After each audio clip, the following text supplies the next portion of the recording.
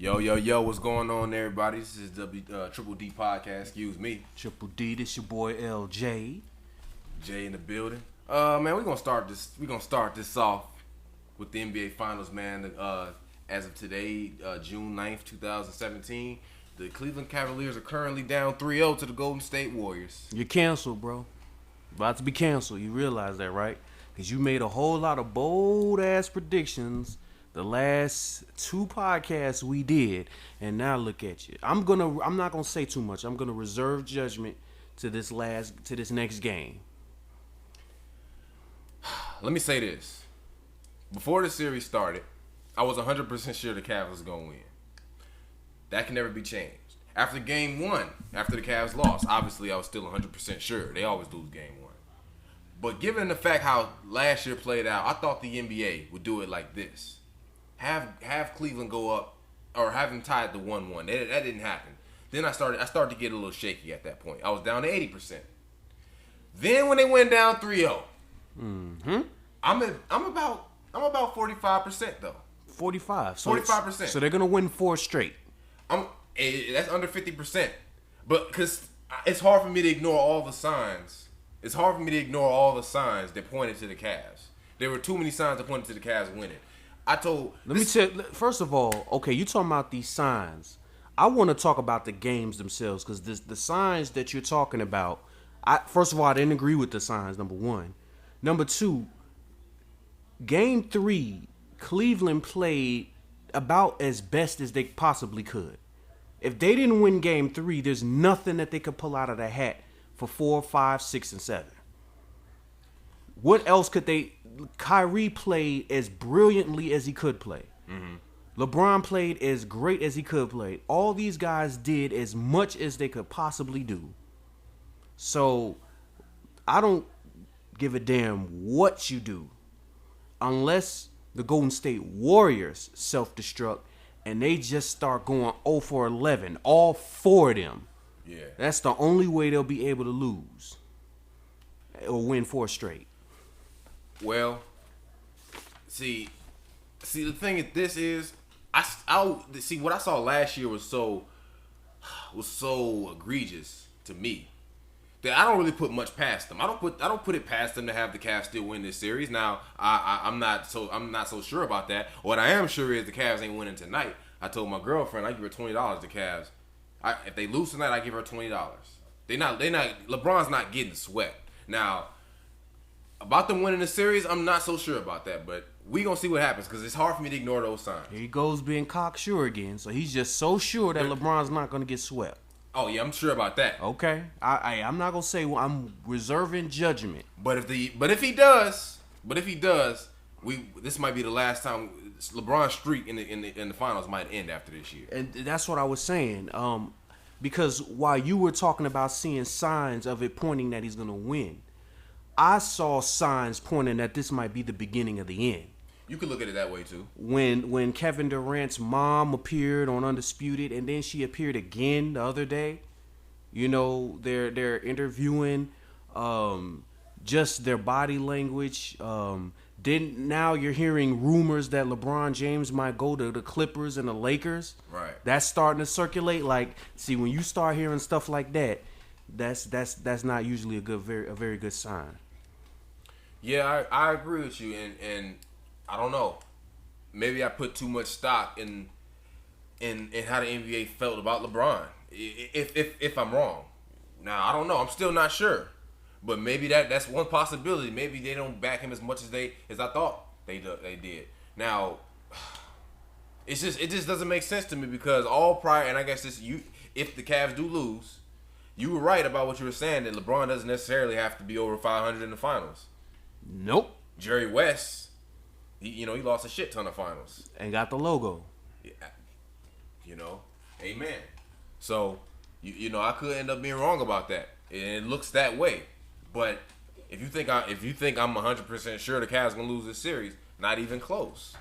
I think they're gonna lose the series. I'm not sure if they're gonna lose tonight, but I do think Golden State is gonna go ahead and put them out of their misery, man.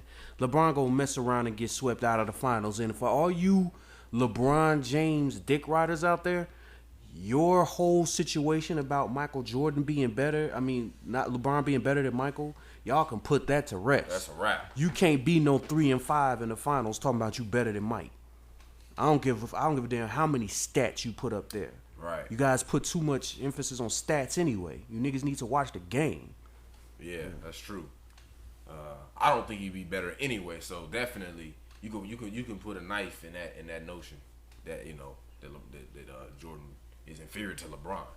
But let him come back from a 3-0 deficit though, and we'll see how it happens. Now, not in a way, this might be a blessing in disguise. If it does happen, then it's conclusive evidence that the NBA is rigged. But we gonna see what happens, man. But my guy, why you need to know. I was looking for his thoughts. Now I don't know how much it's easy to find because he comments a lot. He said this. He was saying the Cavs all year, so he's kind of backtracked. But it's kind of hard to not backtrack. I don't care how big a conspiracy theorist you are. You see a team go down 3-0, you're gonna backtrack to some degree. So he said this.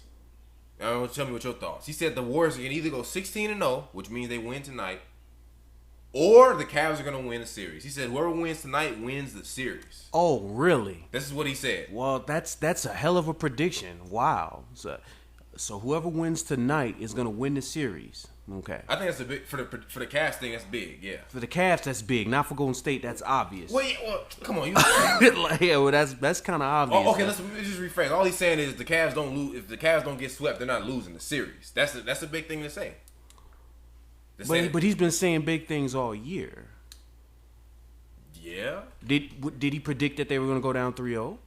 Hell no. Who could have predicted that? We don't. Well, he's supposed to know how this works. This is what you need to know. Really? He's supposed to know how this stuff works. Nigga, we don't know who's going to win what games. But you made fun of me. You talked shit about me saying I don't know how this works. I know how this works, and this is definitely not going to happen. This is what you said. You cannot predict who's going to win on a game-by-game basis. You can't do that. You have to be behind the curtains to do that.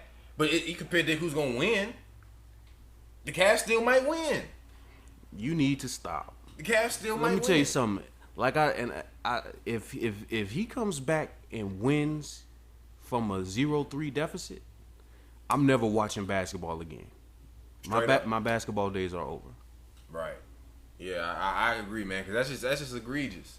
I mean, that's just a slap in the face to the viewers. But I said though, here's how the NBA should have did it. If it's scripted to the degree I think. I'm starting to question now.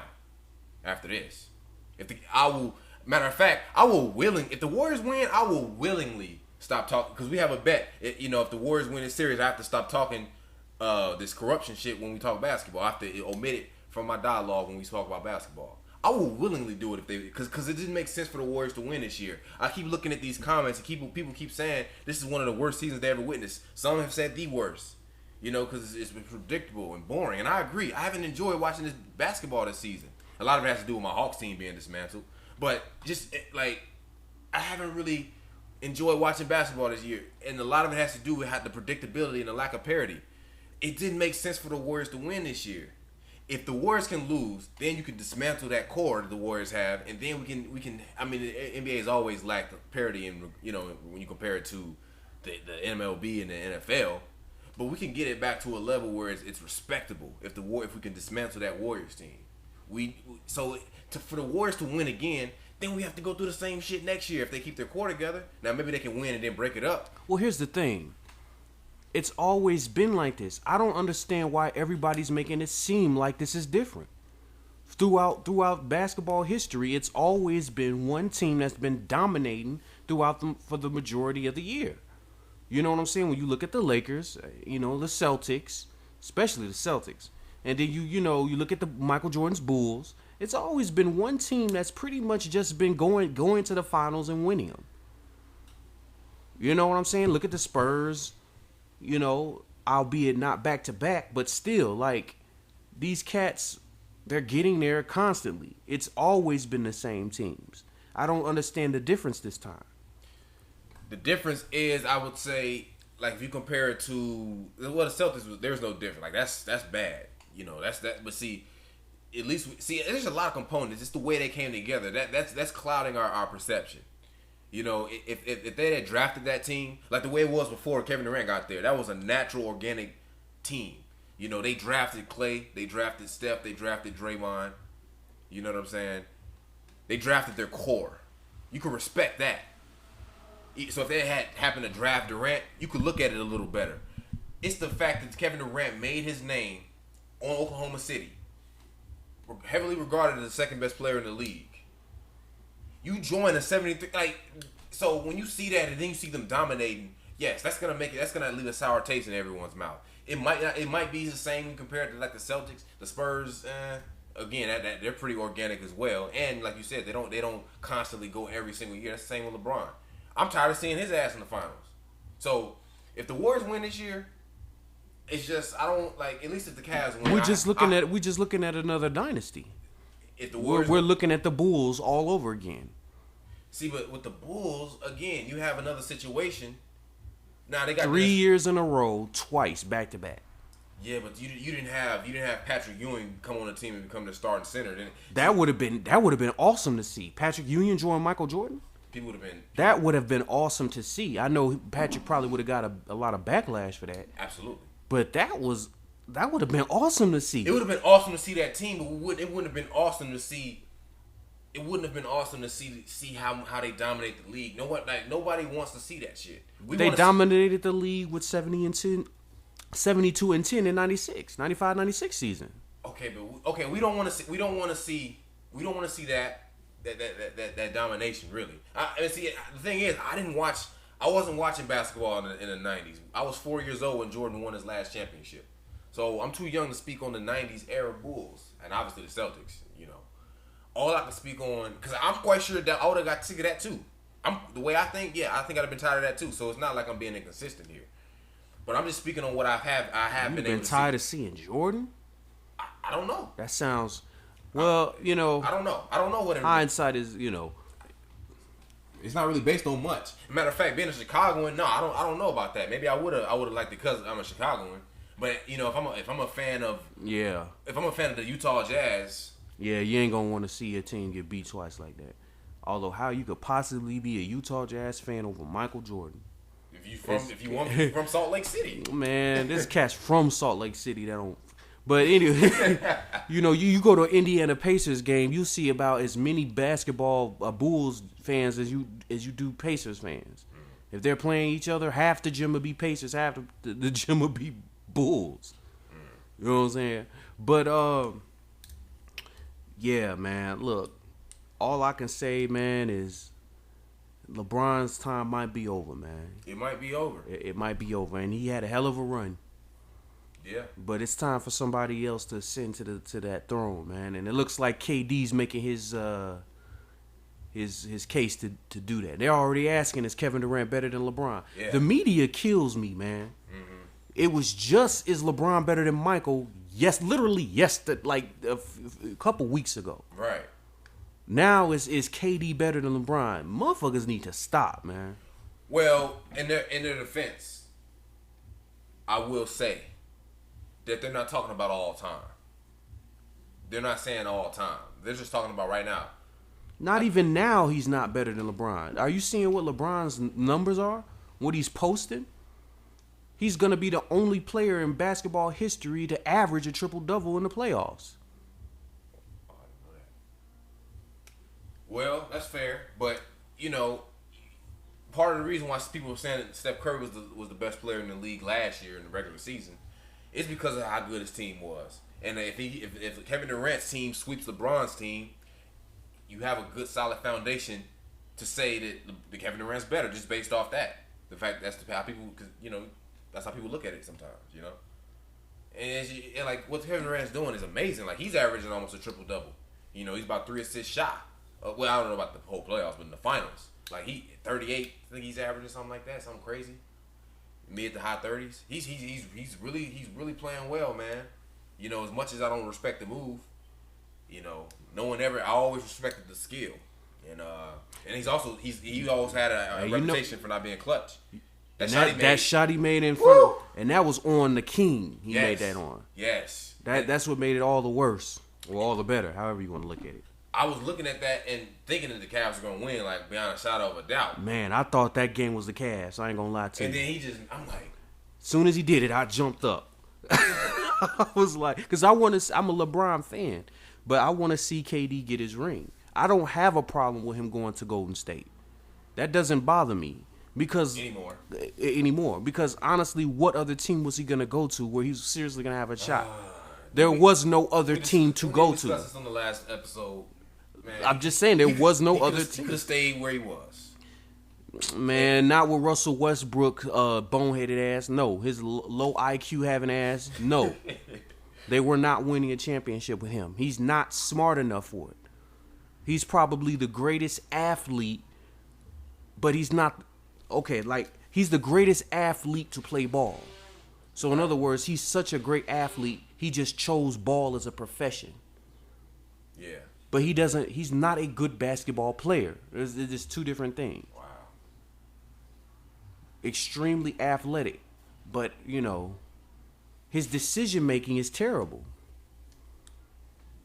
How can you expect to win anything? And he won through. He got as far as he got through just sheer athleticism. Damn, that's cold because I think your boy Chronicles of Judah, didn't he say that Gerald Green might have been the greatest athlete to play in the NBA? Did you hear that? I did hear something like that, and I don't even remember who. Yeah, but they said he's on the bench. Right, that's what I'm saying. So how can you attribute his because if succeeding in the NBA is so easy when you have athleticism, how come Gerald Green isn't a superstar? Who said it was easy? You made it sound. You said he got where he did because of his athleticism, basically. Well, I mean, you got to have ball handling skills and stuff like that. That's basketball skills. See, there's a difference between. No, but he doesn't have any basketball IQ. Oh well, see, but you say he wasn't a good ball player. See, I would say that about DeAndre Jordan. I don't think he's a good basketball player. I think he's just athletic because he can't do anything that the fundamentals like shooting things that are actually do with like he's good at catching. You know what I'm saying? Okay, that's not basketball. I'm okay. talking about shooting, passing, dribbling. Those are basketball skills. He's not a good basketball. Russell Westbrook is shooting 42% from the field. Yes, he scores a lot of points, but he jacks up a lot of shots as well. If you and I got on the court and we were given a green light to just throw up shots as much as we want, we could average a lot too. I'm talking about efficiency. Russell Westbrook is not efficient. No, he's not. But and he's a bad decision maker. So how is he a good basketball player? Now he's one of my favorite to watch. It's just I have a problem with that because I applied that same logic, but just to a different player, and to compare those two players and put them in the same category. If you were to agree with that, I don't think that's fair. I don't think it's fair to make that same argument for him, for Russell Westbrook. Like he can shoot, his mid-range jumper, and he can hit the occasional three, especially in the All-Star game. He be going crazy from the 3-point line. He has game. You know what I'm saying? He was shooting 28% from the three at one point. Look, he's streaky, but it's like the fact that he can shoot. He's not a good finisher though. But I think being able to average 10 assists with primarily big men being your recipients, that's impressive. Especially when you consider the style of play that's utilized today, and the fact that his big men aren't all that skilled. Cantor took a step back. You know what I'm saying? He was able to average double-digit assists with that roster. I think that's. Although, yeah, he was going out of his way, but I could go out of my way. I honestly don't think. Wouldn't be able to do it. I don't think that OKC is as bad of a team as people are making it seem. He's got good players. It's just that his style of play, he doesn't allow any of them to really shine. You know what I'm saying? He's extremely ball dominant. Oladipo defers to him. You know what I'm saying? Because he knows he can't take over. So he can't display his athleticism as well as he could. I just think that his style of play is not conducive to winning. Well, yeah, I can rock with that. But I'm just noticing how it's ironic because if you go back to the first episode, we were having a discussion about who should win MVP. You were arguing for Westbrook. Now I'm arguing for him against your ass. That's irony. Oh yeah, because that's a different subject. That's asking right. Who's a better. Who would I rather have, Russell Westbrook or James Harden? Neither one of them are winning me any championships, it looks like. Right, I see what you're saying.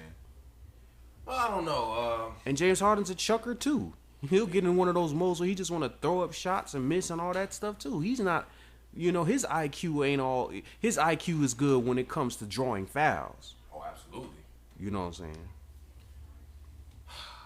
Well, I don't know. Let me tell you something. I wanted to say this earlier when we go back to when we talk about the finals. If I was Adam Silver, here's how I would have done it. If I was going to script it for the Cavs. I would have had the Cavs, and you tell me what you think this is a good idea. Because it's definitely better than if the Cavs coming back from 3-0. That better not happen. And I'm going to say that. Even though I predicted it, that better not happen. But let me say this. The Cavs, I think, should have went up 3-0. The Cavs should have went up 3-0, and then the Warriors stormed back to tie the series. But then the Cavs win Game 7. Now, would you have found that believable? More believable than what would happen if the Cavs win this series? Do you think that's a good idea? Yeah. I guess. Yeah, I think that would have been a much better. Like you always talk about when I throw out these theories, you always say they don't make sense. A lot of the times I agree with you that they don't make sense. But the thing is, just disregard it. I just accept it that I believe they're doing things that don't make sense. That's how I look at it. So if they have the Cavs come back from 3-0, if we don't know yet, we have to wait and see. If they have the Cavs come back from 3-0, that's another time where they're doing some dumbass shit where they're exposing themselves. And I don't know, man. I'm keeping hope alive. That's pretty much all. That's all I want to say about that. You want to add anything? All I gotta say is, if they lose tonight, you're finished. Oh yeah, let me address that, man. He's finished, y'all. I'm gonna be done. My credibility when it comes to it's gonna be shot. I'm gonna have a hard time making predictions. Like it's not gonna be like if you give me shit about it, it's not gonna be like, man, whatever, I don't care. Salty. I'm gonna be like, hey, I'm gonna be great. I'm gonna be like, look, hey, what can I say, man? I have to hold a nail. I'm gonna be gracious as hell because I didn't see it. When I look at the narrative, man, I'm sitting there assessing, and it's like, it doesn't make any sense for the Warriors to win. It doesn't make any sense because it makes perfect sense depending on how you look at it. Okay, if KD is the new chosen boy, and Golden State is the new dominant team from here on out, it makes perfect sense for them to dethrone LeBron James. It does depend on how you look at it because you got that going on, but you got the fact that there are people lamenting. The course of events that's taking place right now. Well, here's the thing, and you mentioned the other YouTuber, Chronicles of Judah. He said something very important. Yeah. He said that the NBA don't give a damn about LeBron James. If LeBron James leaves tomorrow, the NBA is still gonna go on.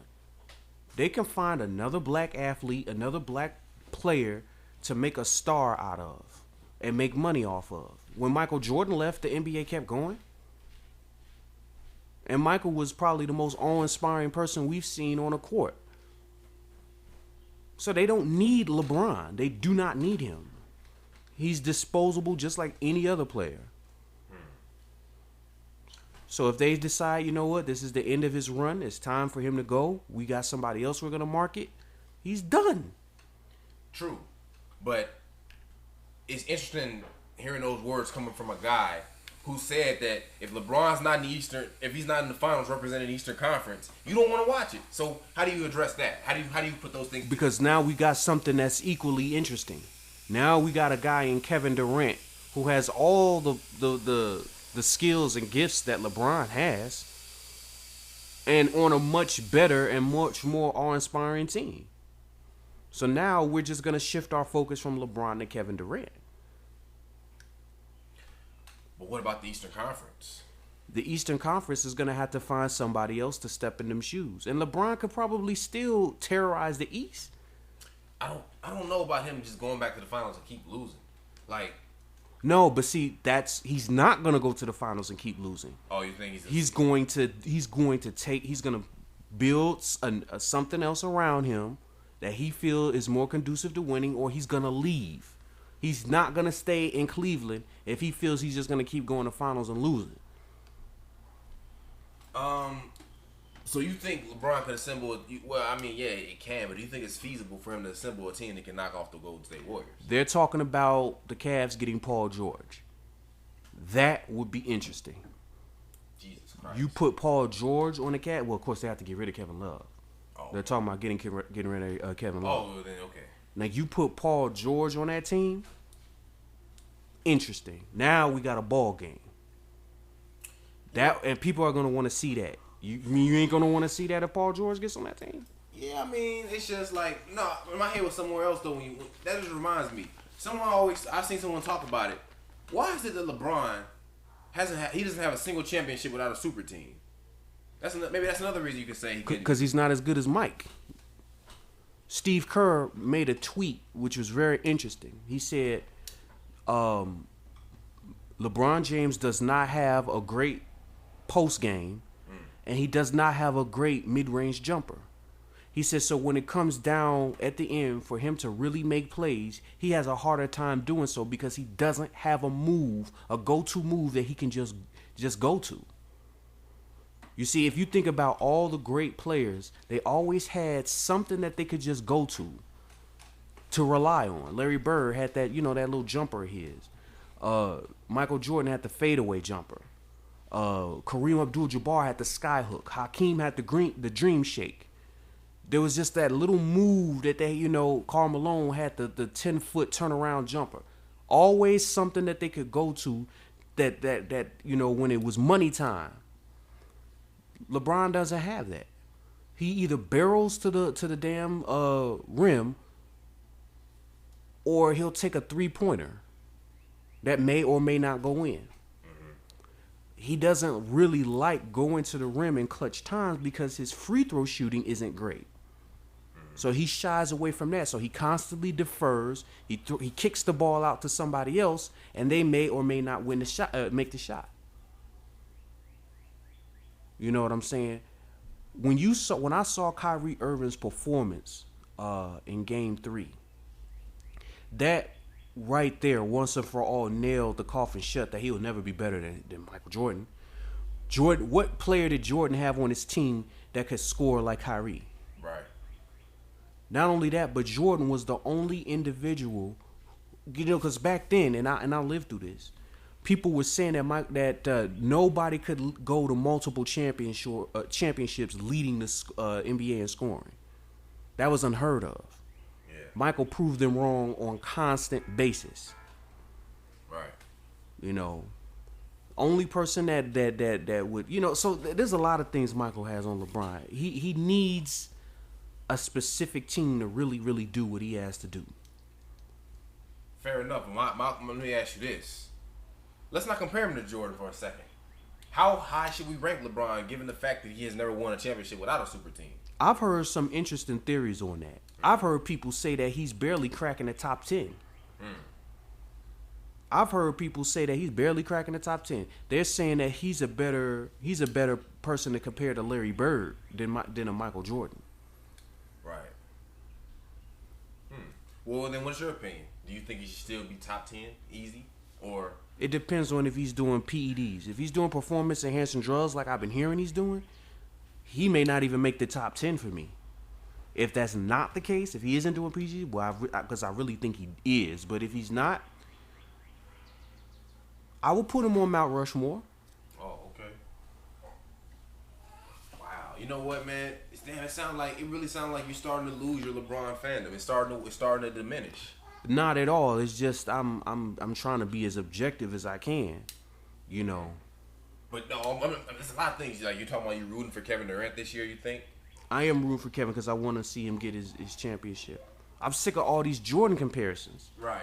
That's the main reason why I'm kind of not really rooting for LeBron like that this year. They need to stop those comparisons. He's nowhere near as good as Jordan. Right. All right. Yeah, my thoughts on it, as far as, I'll leave the PED thing alone because, I won't factor that in because it makes things too complicated. I think it's a big thing that, because Kobe, for example, if you want to say Kobe's better, I mean, there are a few things you could say to back that up. Kobe didn't have no super team, when he won those last two. Correct. You know what I'm saying? Like LeBron, like I told you off air, he comes to Cleveland. They already had Kyrie Irving. That's your replacement for Dwayne Wade. Then you trade Wiggins, and then you get somebody who replaces Chris Bosh. So you want to replicate that. You just want younger. Now I'm not saying their games are the same respectively, but I'm just saying you're trying to get some semblance of that. You're trying to create another super team just younger. So it's just like you're a mercenary, and then you need a super team. That's why I wanted when he came back to Cleveland, I wanted him to get on that team. You showed you can win with a super team. Not only show that you can win without Dwayne Wade, because I heard that a few times. Oh, somebody said, like, once they lost to the Mavericks, I've heard, oh, they'll never win a championship. Then once that was gone, oh, well, you never won without Dwayne Wade. He's, you know what I'm saying? Fuck both of those people saying that up. Yeah.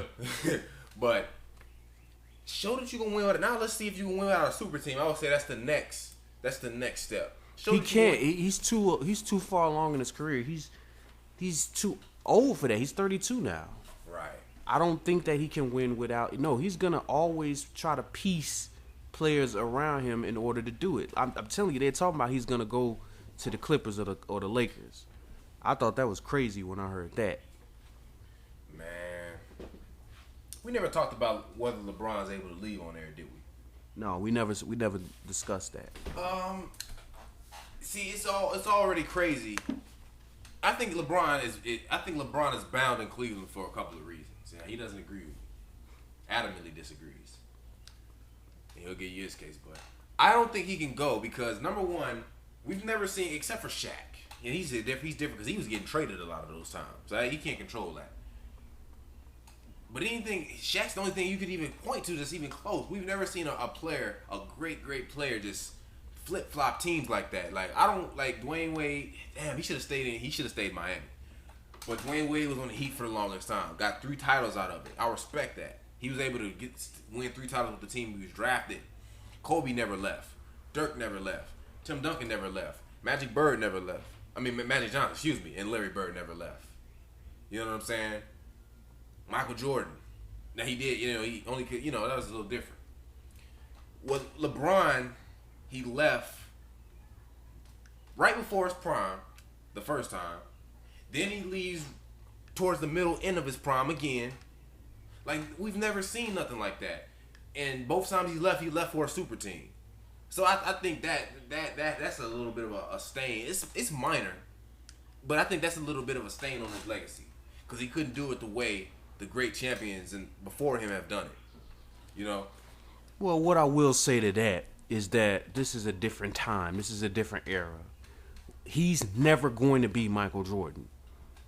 So, talking about what Jordan did, unless you're trying to compare him to Jordan, talking about what Jordan did, I don't like doing that because listed a lot of players. Yeah, that's what I was gonna say. This is a different time. That was a different time.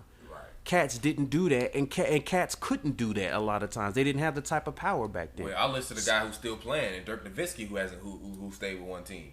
Yeah, Dirk just feels comfortable in Dallas and decides to stay in Dallas. But that's a choice of his. He could have left if he wanted to. He could have, but I respect him for not doing so, and he was able to get a ring out of it. And if he didn't get a ring out of it, how do we know what he would have done? You know what I'm saying? He did get a ring out of it. He's a great player that got a ring out of it. If he really wanted a ring and he was chasing that ring, Dallas would have either had to come up with that bread to get the players he needed, or he would have probably left. But see, the thing is, he was there for a long time. Like, how old was he when he won that one championship? Man, I don't. He's like 32. You know what I'm saying? That's true. So I think he did stick it out for a long time. He could have left when he was 27, 28, and he stuck it out with him. So you got to give him respect. You got Dwayne Wade. You got to give him respect, even though he did end up leaving. But his hand was kind of forced there. But I don't know. It's just like LeBron's situation. But let me get back. Let me go full circle. You've already done enough for him to leave again. I think the stain that I was talking about becomes a little more significant, a lot more significant. Matter of fact, you could argue it's not minor now. You really could because he did it twice. If he'd have done it once, you could argue if you wanted to nitpick now, it's a pretty big thing for him to leave again. People better not be a prisoner of the moment in the moment because right now you're in Cleveland, and that's another factor to it. What you did. It's all about the Cleveland fans now. You're supposed to care about them. You're supposed to. Not everybody else, like you and me. But I'm looking at it from the perspective of how he should look at it. You're from Akron, which is, I don't know, like 20-some miles away from Cleveland. So you're from northeast Ohio. That's your area. That's your region. You were there. You were drafted by your home region team, right? You stay there, and you break their hearts by making a television program on ESPN called The Decision, in which they all watching to find out, what are you gonna do? Our hometown kid, what are you gonna do? And then they have to hear, oh, this is tough. This summer, I'm gonna be taking my talents to South Beach and joining the Miami Heat. You know what I'm saying? They have to find out. Like, I'm just imagining being a Cleveland fan listening to that shit, man. I'm trying to imagine that, man. I would be pissed off. I'm gonna tell you. I'm gonna compare it. It would be worse than this. The most pissed I think I ever got watching basketball is when I saw Ray Allen hit that shot in Game 6 of the 2013 Finals. I would have probably been looking at the TV like that. I remember I threw a pillow. I was so fucking mad. I'd have been looking at. As soon as I heard him say South Beach, I'd have been just sitting there, pissed. I've been burning that nigga's jerseys too. You know what I'm saying? So you do that, right? You come back though. You come back. So you rectified the situation. You rectified the situation. You good with most people. With most people, I'm sure there's a select few who. That's how bad it was. There's probably a select few who are still upset about it. But you rectified the situation. If you left again, I don't give a fuck if you won a championship. Yes, that would have been worse if you leave and he didn't win yet. But it's still bad as is. If you leave after what you did, you rectified it and then you re-fuck it up. You can't do that shit. Well, LeBron James is kind of in a precarious situation because he's on one hand, him being in the Eastern Conference is a gift because he can just mow through everybody. On the other hand, it's a curse because if he stays in Cleveland with the team that is constructed, he's going to get to the finals again. Nobody, unless they do some different major changes with the other teams in the East, nobody is going to be able to challenge that man. So he's going to be getting to final after final after final and keep losing to Golden State.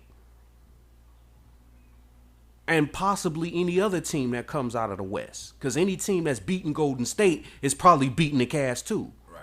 You know what I'm saying?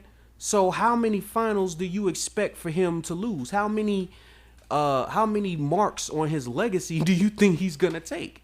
You think he's going to go 3-6, 3-7, 3-8, 3-9? He's going to have to make some type of change. And if the Cavs in-house change, and if the Cavs aren't willing or decide they not, or nobody can, because maybe some free agents may not want to go to Cleveland. Oh, I didn't even think about that. I was thinking about the Cavs situation, but yeah, that's true too. Yeah, that might be okay. And who's to say who they get is gonna be good enough to go up against Golden State? They're gonna have to add a major piece, and they're gonna probably have to give up a major piece to get a major piece. So it's like he's gonna be doomed in this this cyclical hell where he keeps going to the finals and losing. He's gonna go from Mount Rushmore to being one of the worst, winningest people. You know what I'm saying? That's not gonna work. Well, so he may have to leave. He may have to leave the Cavs if things don't turn around soon. I will admit that if you're able to leave and get a couple of championships, that will look better on your resume. But see, and I wish more people thought how I do, because I'm not the type. I think the masses are the type of people where all they look at when it's all said and done is how many did you win. They're not going to be looking at if Kevin Durant wins this hollow ass championship this year with a win tonight or whenever if they win the series, hollowest championship I've ever seen in my days. But people in the future, they're going to still look back and see he has a championship on his resume. That shit might as well not be there as far as I'm concerned. You like the way it should be for me, like they got the watermark and the money, you got to put it up to see that shit. That's how it needs to be. I have to actually go out of my way to see that. That's how bad that decision is that he made. Like that's not no real. That's shit hollow. So I think people need to care about how you win your championships more. Now that's just me though. That's personal opinion. What are you talking about, Kevin Durant again? Well, I'm talking about LeBron too, because if LeBron goes somewhere else and he formulates a super team, let's say he's in a big four now, let's say for example, because they was talking about the Banana Boat squad, Dwayne Wade, Carmelo Anthony, LeBron James, and Chris Paul. If they do that, it's like, dude, I would be okay with it if they come to you and you clean house. But LeBron, to me, he needs to stay his ass put just for the sake of his image. You're supposed to care about those Cleveland fans. His image is gonna look really bad if he keep losing in the finals. It's gonna be bad either way. And the Cavs ain't gonna, and in Cleveland ain't gonna be looking at him so great for that either. Man, they gonna be like this. LeBron is absolved. That's because isn't that how you feel right now? Or no? I feel he's absolved from what? Blame for what? Blame who win if they lose the series. No, he's not absolved. He lost. That's not what you said in 2014. No, because that's because Dwayne Wade averaged 70 points in the whole playoffs. He was giving 15 points per game average. And Chris Bosh was giving him 14 points per game. You can't win like that. But look at how Kyrie's playing. He's going off the charts. Look at how Kevin Love was playing. He went off the charts. Right. He's getting help. You know what I'm saying? And then this last game, okay, because now if you want to factor in his other teammates like Richard Jefferson and J.R. Smith and Iman Shumpert, they were playing abysmally. But if you look at this last game, this third game, everybody was on fleek. J.R. Smith hit 5-6 threes. Right. He was getting his help. True, that's true. So there's nothing I can say for that when you just lost, buddy. Your team is not as good as Golden State's. Right. Okay, fair enough. When you look at Jordan beat teams that were composed of better than his. Yeah. Okay. If that's how you feel, so I can agree that he's gonna look bad either way if he keeps losing or if he leaves. But see, it's gonna look bad in two different ways. And one thing it's just but I would say he would look worse leaving. It's in the way I'm talking about. His character. His character would. It's like you have no loyalty, no allegiance. You know what I'm saying? You came back to Cleveland and I don't care what you say. That letter he wrote for Sports Illustrated that pretty much announced his comeback to Cleveland. That nigga specifically said in that damn thing, I knew one day I would come back and retire here. Now, unless you want to sit there and say he's gonna leave and then come back again, that means he needs to stay put. And I don't think that's what the hell he meant. So you got that going on, and then you got the fact that he's moved on a lot. He's moved on to different teams a lot of times already. So I just really think he's stuck in Cleveland. He moved once. He moved twice. Yeah, but he went back to Cleveland. That doesn't really count. You know, let me tell you why it counts, because you made the promise. He was being, he was being facetious. He was it was hyperbole, or I should say. But you said not one, not two, not three, not four, not five, not six, not seven. And I'm the type of person I am. I keep track of where he stopped. He said he stopped at 7. So he promised 8 championships. All right. Not only do you not get, you got 1/4 for that, and you only stayed for half the time that it will require to take that. So yeah, but I'm quite sure when he was saying not 1, not 2, not 3, and all the way to 7, he wasn't saying that thinking that Dwayne Wade was going to fall off a cliff, nor did he think Chris Bosh was gonna have a blood clot and get sit out of the game and stuff like that. I'm quite sure he didn't have that in mind. Hey, you know what I'm saying? The situations happened the way they did.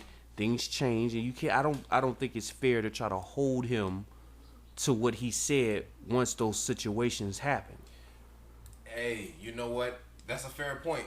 The only thing I can say to that is we all know shit happens. That's an expression for a reason. Shit happens. Yeah, but come on, man. I'm barring any extenuating circumstances too. We all know that as well. Mm-hmm. Well, I wish you would have said that. Barring any extenuating circumstances. Well, now why would he do that? Why would he do that? Why would he put a jinx on it like that? But my thing is, you left Miami on bad terms. Like, Pat Riley still don't like you for that shit. But I guess, give a damn what Pat Riley likes. Yeah, I feel you, but Pat Riley ain't the center of his world. Fuck Pat Riley. yeah, I mean, I'm just saying, like, you didn't leave on the best of terms when you left Miami. And I bet you they still take him back. How about you bet? No, I agree with you. I don't know, but see, that's the thing. It's still, even if they take him back, you know, it's just a lot, man. I don't know. In my opinion, for the sake of his image, not how much he wins, but it's his image. If he wants to be, because right now you really could argue he rectified the team hopping by coming back to Cleveland. You could say all is forgiven. We could just look at it like he never left, because he won a championship with them and everything. But if you leave, you're gonna undo the correction you made. Like, it's like if you put some foundation on the wall, or whatever you call that shit, and you fix a hole in the wall. If he leaves, again, what you're gonna do is you're gonna take a hammer to that correction you made, and then you're gonna not only do that, but you're gonna make it even bigger. And I just don't think his image needs that. Keep that shit intact. Keep that. You fix the hole. You painted over it and everything. Don't go back and fuck it up. That's what I'm saying. Yeah, that's a fair point. But what is he going to do if he can't get by Golden State? He's gonna have to add. Some pieces. Like, I know you say, oh well. Because at the end of the day, the only person who cares about LeBron James' legacy is LeBron James. He should care about his legacy. I'm telling you what I believe he should do. I would say. This is what I would do in his position. I would have. There's no guarantee that that's gonna work, though. There's no guarantee that any pieces that he puts around him is gonna do the trick. See, and the reason is because they're gonna have to give up a big piece to get it. Now, if they can get a big piece and leave all the others intact, then you have more of a shot. But right. If you gotta give up someone to get somebody, taking one step forward and a step back. You're taking a one step forward, especially when you look at who you're giving up. If you give up Kyrie, you're giving up one of the best point guards, one-on-one point guards in the league. Right. If you give up Kevin Love, you're giving up one of the best rebounders and stretch fours in the league. Absolutely. So who you gonna replace him with? Yeah, I definitely would keep those guys. Unless maybe. So you gotta add somebody and be able to leave them, and I don't know if the Cavs are gonna be able to do that. Oh, we getting rid of Tristan Thompson, the best defensive and offensive rebounder in the league, one of them, big man. Right. That's the guy getting you your boards. Like I don't. Who are you going to get? Well, people always you talk about Kevin Love, but people always Kevin Love has been the subject of trade rumors pretty much since he's been in Cleveland. When his first year, they had him during money time. They had him on the bench. David Blatt had his ass on the bench. He's still dealing with that shit now. Now that the Cavs are down 3-0, they're always picking on Kevin Love, using him as a scapegoat. Oh, trade Kevin Love. And you know what? Let me tell you something. I know you guys all saw in game, what was that, 1 or 2, where Steph Curry broke LeBron down. Was that game 1 or 2? I think it was 1. Whatever game that was, y'all saw LeBron get taken to the dance floor by Steph Curry. One thing, double dribble, but good. It was good though. That was good though. Well, look. One thing that I don't know if a lot of people noticed, when Steph Curry got to the rim, you know who was there supposed to be protecting it? Kevin Love. He's not a good defender. Well, now let's not get crazy now, because I've seen Kevin Love defend pretty well. Hey, I think he's an underrated defender. That's what I think. I think he can defend when he puts his mind to it. I just think he's underrated. Man, I think people giving him too much stock. Like he has too much stock in his defensive prolio due to the fact that the stop in the last year's finals, the famous stop. Yeah, but Kevin Love, if Kevin Love had rotated and tried to cover Steph Curry, all Steph Curry would have done was dump it to his man. Who was his man? I think Draymond at the time, wasn't it? So all he would have done is just dumped it to Draymond. If they rotated over and tried to double team him, he'd have just threw it to Kevin Love's man. Well, you got to do your part. I mean, no, LeBron just got to fucking block Steph Curry. The dude is 5-6 inches shorter than you. There should be no way you got taken to the school like that. Well, we know. I already gave LeBron shit at the beginning. You know what I'm saying? He got boogied on. But I'm just saying, help defense is a thing, and Kevin Love didn't play any. That's all I'm saying. Because he stayed on his man. Man, okay, so you got to stay on your man. If he rotated over Steph Curry, and then this is a great passer too. You're looking at a dude who is a great passer. It's not like he can't pass. No, I agree. I didn't try to refute that he would have passed this shit off. I agree with that. It's just my thing is. So that wouldn't have done any good for him to rotate. Hey, Draymond was standing right there. I believe that was Kevin Love's man at the time. Draymond was standing right there, and Draymond's a good passer in his own right. So he dumped it to him, then Draymond probably would have found an open man, and you may be looking at a 3. Oh Lord, I'm gonna use your famous word, conjecture. That's all that is. That's pure conjecture. You're right, but I'm just saying, if Kevin Love had rotated over, I don't think that would have necessarily made a big deal with Draymond standing right there at the rim. All I'm gonna say is this. Here's all I can say to that. If that had been AD there, he would have challenged that, if not blocked that fucking. He'd have put Steph Curry on his ass. That's but AD is an elite, is like one of the best defenders in the league, bar none, like period. Okay. So and he's long enough to get there without having to leave his man. Okay, if you want to say that was an extremity, I'll give you another one, Serge Ibaka. Another long and elite defender. I don't know about elite no more. I don't know about elite no more. He wasn't. You don't think Ibaka's an elite defender? I thought you said he was getting his block numbers up to what he was before. I mean, that could have been an aberration for all I know. I have to see more for me to say he's an elite defender again. Like his defense fell off a cliff. I think that's the only reason why if he had still been at that level, Oklahoma City would have never traded him to Orlando if he was still playing at that level defensively. But he has to do it consistently. But I know he's still capable. But if you want me to give you another one, I mean, hell, Draymond Green himself had he been all elite defenders, all top 10 of defenders you're talking about. Excuses, man. Kevin Love is I'm just saying he's a subpar, man, rim protector. If you want to, I'll admit saying I'll replace defender with rim protector. He is a subpar rim protector. It's very below subpar or very subpar rim protector. I could give you that, but Kevin, that's not really what they call on Kevin to do. They call on him to get boards and to shoot threes. Okay, that's fair enough, but I'm saying that may be one guy you could replace to give you something a little better. Oh yeah, if you're gonna get rid of anybody, it would be Kevin Love. Right. But my question to you is, who would they get? Now, Paul George would be. I could see being a good. You bump up LeBron James to power forward and give Paul George a small forward part. You know what I'm saying? That might work.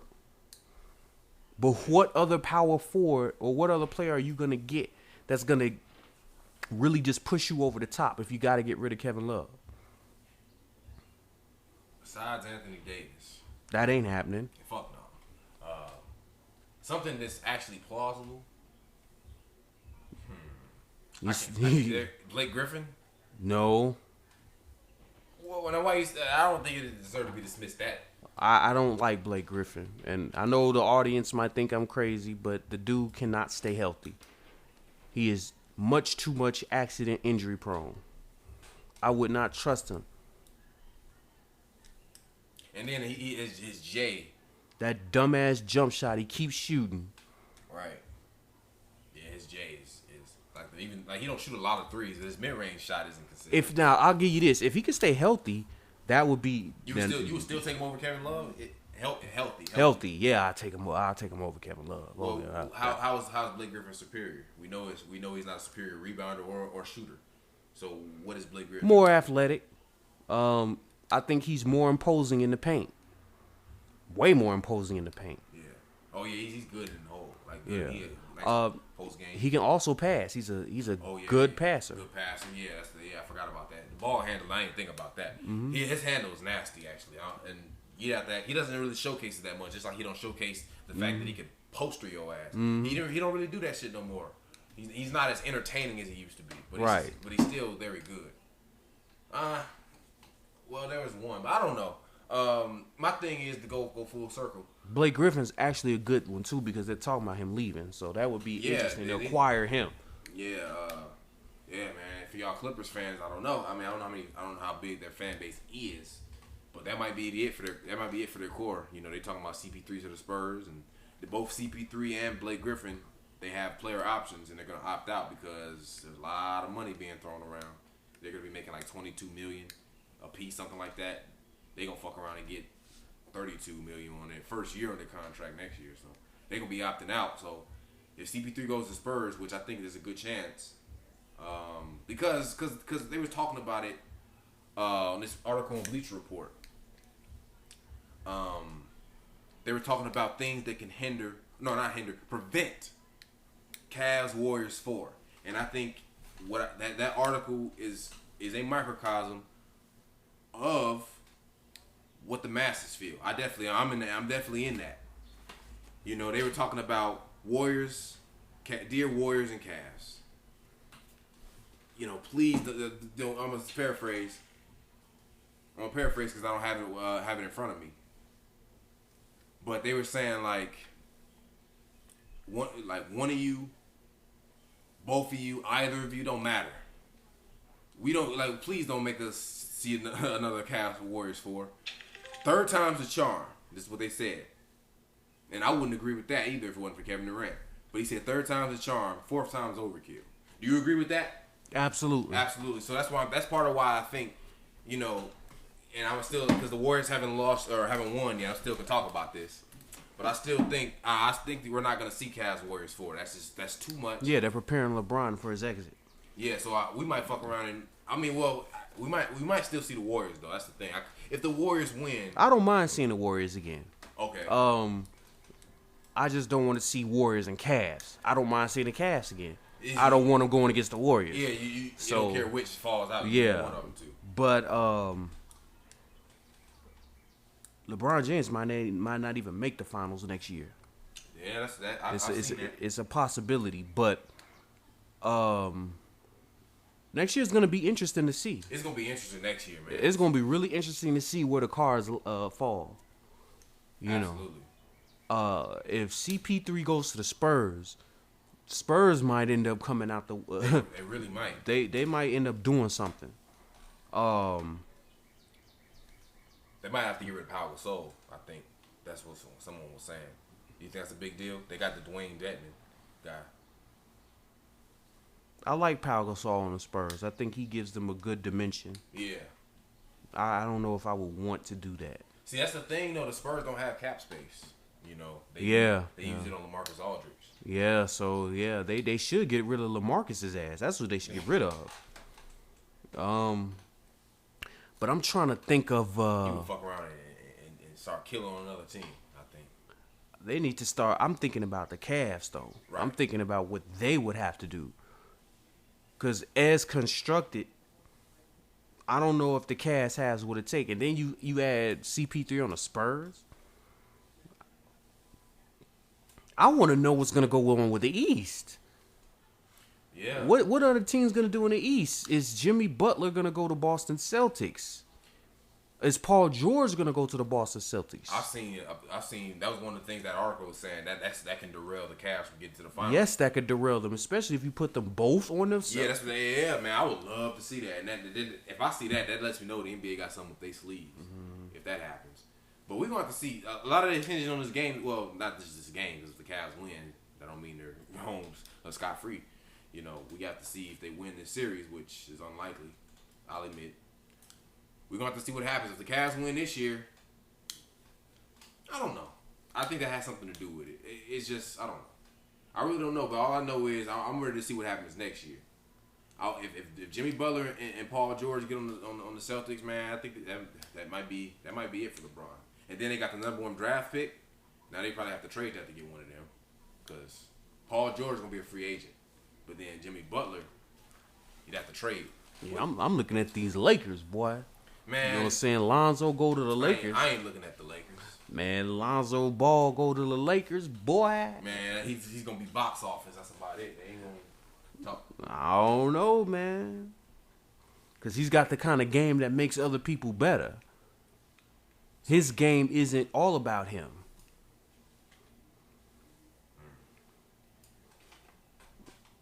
I don't see them making the playoffs, man. Unless now we are talking about the Lakers though.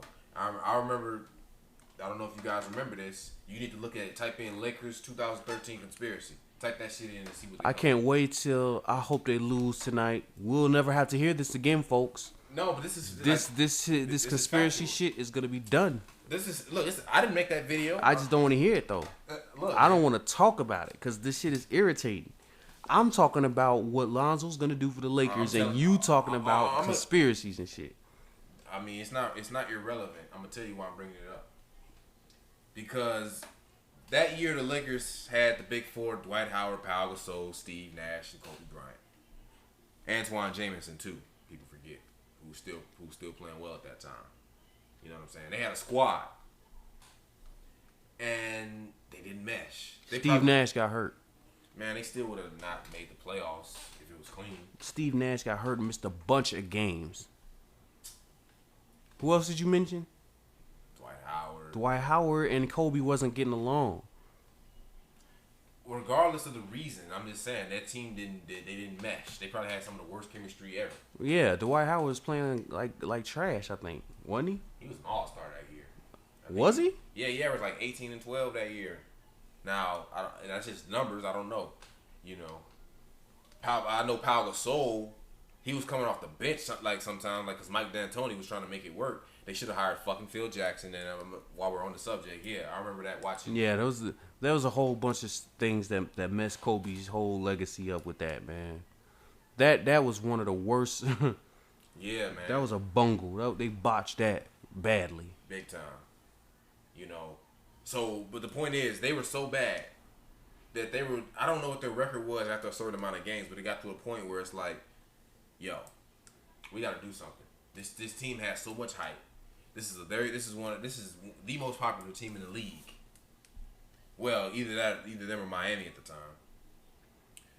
We need to at least get them to the playoffs. So if you look at that video, and with that, the refs were influencing it. I didn't see any evidence of players throwing games. But I didn't watch any of these whole games either. But if you look at the video, you see bad plays. You see this play where Dwight Howard's trying to save the ball from going out of bounds. His foot is out of bounds. And if I remember correctly, the ref is looking dead at his foot and didn't blow the whistle. And this all has to do with what again? Oh, I'm gonna tell you. Look, this ain't no full tangent. I'm gonna go back. They rigged the Lakers into the playoffs. So barring them doing that again, Lonzo Ball is not gonna get them to the playoffs this rookie year. Here we go, making another prediction, y'all. Another bold prediction based on zilch. He's ignoring the fact that Lonzo is a different kind of player, a great passer who makes his team better. He's ignoring the fact that Magic Johnson is on the squad now and probably going to be mentoring a lot of the cats on there, including Lonzo Ball, who's a similar player to himself. You know, he's forgetting a lot of different things here. You're forgetting that these are young players. So, OKC was young. They made it all the way to the finals. Come on, man. They had to build up to that. They were young. Okay, they were babies. Not only that, I'm not seeing or hearing like for example, if you look at the two studs on the Suns, you know, they don't have talent like that, like those two. You know, I feel like Brandon Ingram, Julius Randle. Brandon Ingram is a good player. He just hasn't developed yet. But he, out of all the rookies, he averaged the most, I believe. I think it was 9.9 points a game out of all the rookies. Yeah, but you know what? He's not even in the running for Rookie of the Year. I think I don't know his name, Malcolm Brogdon or some shit on the Bucks. I remember you telling me you went to see a game this year. You went to go see Milwaukee, Chicago at the United Center, and I think you said that was one of the guys that impressed you. Yeah, I think it was him. Yeah. Yeah, so that's gonna be. I think that's the way they're talking about him. I think that's gonna be the Rookie of the Year. Like Brandon Ingram, he's supposed to be this top rookie. You know, Ben Simmons, you know, got hurt. He didn't play all year. He was supposed to be the guy. So with him out of the way, that paved the way for Brandon Ingram. If he's this great player who's supposed to be helping him get to the Lakers, he's supposed to at least win Rookie of the Year if they're on that path. He's not even in the running, I don't think. What's his name? Joel Embiid was hired, and he's not even a true rookie. It's supposed to be his third year. So I don't know about that, man. You banking on Brandon Ingram? I don't know about. No, I'm banking on Lonzo Ball. Well, but he because needs Lonzo. help. But see, Lonzo's gonna give you the better shots, the open shots that it takes to make it better. He's gonna put them in a position to make better plays. How would you like him on the Sixers? You say instead of Ben Simmons, you trade Ben Simmons for Lonzo Ball. No, but I would like them all together, though. I would like Joel Embiid, Ben Simmons, and Lonzo Ball all together. I love that. I ain't asked you that. That would be awesome. No, I ain't. So you would like them to make the playoffs in that situation? What? Yeah. No, I didn't ask you that though. Put Lonzo Ball on the Sixers. What's he doing with that instead of Ben Simmons? What is he doing with that? Hell, if I know, we don't even know what Ben Simmons is gonna do with it. That's true. But I'm just saying. You need help. So you don't want to sit there and say, nah, they're not making the playoffs in the Eastern Conference. Well, it's just that they have a lot of talent on the Lakers. They just don't know what to do with it yet. So you think Lonzo Ball is gonna be the motherfucking Messiah? I think that he's gonna definitely do a lot to change the franchise around. Okay, that's vague. We're talking about the playoffs. I'm just saying. I'm not saying they may make the playoffs. They may, but I'm asking you, do you believe there's only two options? To say they may, you're hedging your bets. Will they, in your opinion, do you believe? We don't know for sure, but what is your prediction? Will they or will they not make the playoffs? I don't know. I'll be making these predictions. I said this in the podcast. Yeah, because I'm just not willing to just go out on a limb and say stuff. This is what got you in the predicament you in right now with LeBron. Doing shit like that. I don't do that. And I'm not going to do that. I'm not going to just write checks and shit. You have though. It's just you pick and choose. You pick and choose when you do it. That's the problem. You know what I'm saying? But it's all good. It's all good. I don't care. I'm telling you right now, they're not making the goddamn playoffs. Okay, I'll say they'll make the playoffs. Okay. Because who's in the 8th seed in the West right now? Portland Trailblazers? Yeah. So you're asking me, will they be better than the Portland Trailblazers? How many games did Portland win this year? Shit, I don't know. 40-something, like 40, 41, 42. They may not make the playoffs. They may not. Not the first year. That's what I'm saying. But they don't have to make it the first year. Second, third, fourth. Oh well, yeah. I would like and they probably get free. Yeah, they'll probably be good by then. Yeah. But we were just talking about that first year. That's all. You know what I'm saying? I don't think that's I don't think it's fair to expect them to make the playoffs that first year. You got to give them some time. That's all I'm trying to say. I'm not trying to talk shit. I'm not trying to be negative, dismissive, or none of that. I'm just saying, you got to give young players time. Lonzo Ball, he ain't. I mean, even LeBron didn't get his squad on the playoffs the first year. He probably didn't have as much help either, but still. So, I don't know. But, last time, or not last time, I don't remember. I think it was the first episode. I don't remember. But you were supposed to come up with a line that you thought was comparable to that J. Cole bar. Just to refresh your memory now, what made it so cold? Because he had the rhyming ability with it being a punchline and cleverness. He said they got the game on lock, sun gonna shine, but the rain won't stop. You know what I'm saying? That's the kind of rapper J. Cole is. I appreciate that. Now, do you have a bar that is comparable to that? Okay, so it ain't really one bar. It's a few bars, okay. But the way he lined it up was so raw, the wordplay. So Kendrick said this on his album, his song Nostalgia. He said, quantum physics could never show you the world I was in when I was 10, back when 9 ounces had got you 10. And 9 times out of 10, niggas don't pay attention. And when there's tension in the air, 9s come out with extensions. So it's like this dude is talking about, he's doing the numbers flip, 9, 10, 10, 9, attention, extension. You know what I'm saying?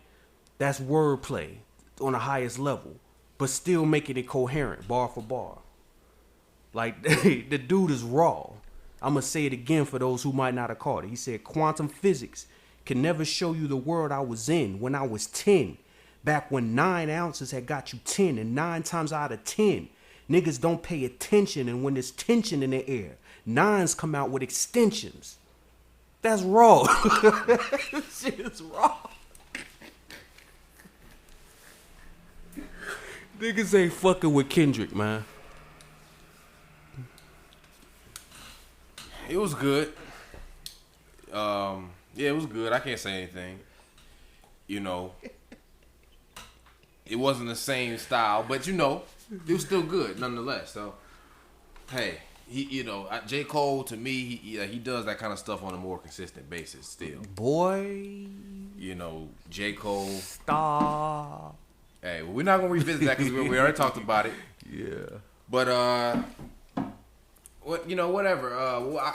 I will. You know what? Fuck it. I will reiterate. No, fuck it. You say you're not going for it. That's it. We're done. That's it. Going to the next point. No, J. Cole's better. No. But okay, now we move on to the next point. Not okay. Let's go. All right. So, what are your thoughts on Lil Boat? Who? Yachty. That's his name. They call it. They call that nigga Lil Boat. Shout out Yachty, but this ain't a Lil Boat. Oh my God. Hey, listen, man. He's not a rapper.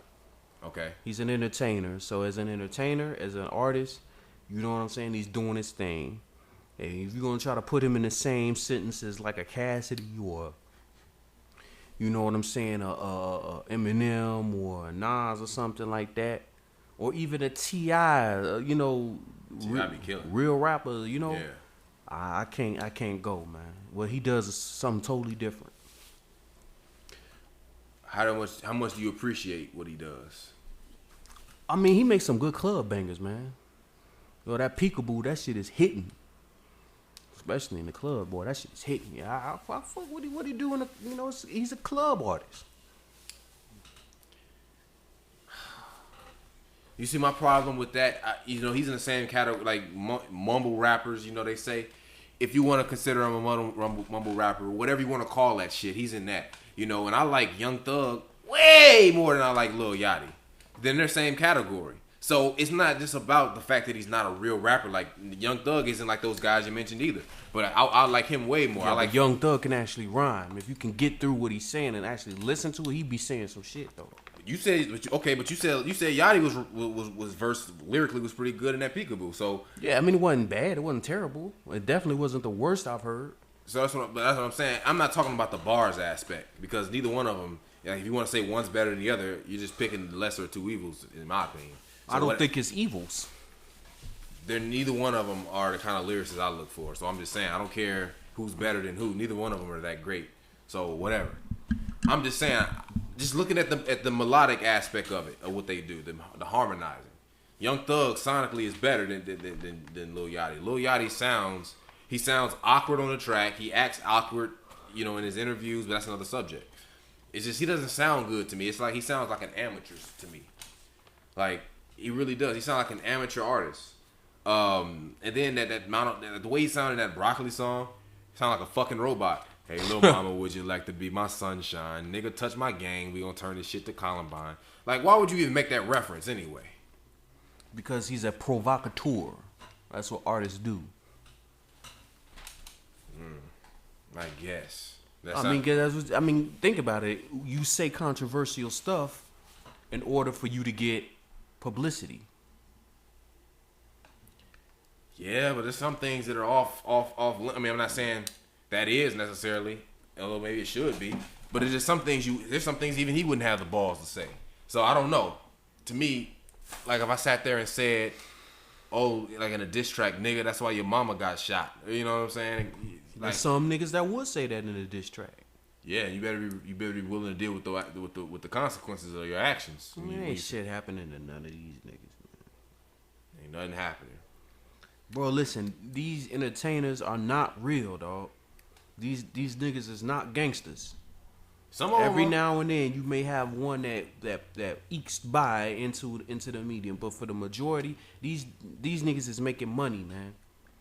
And they not trying to do nothing to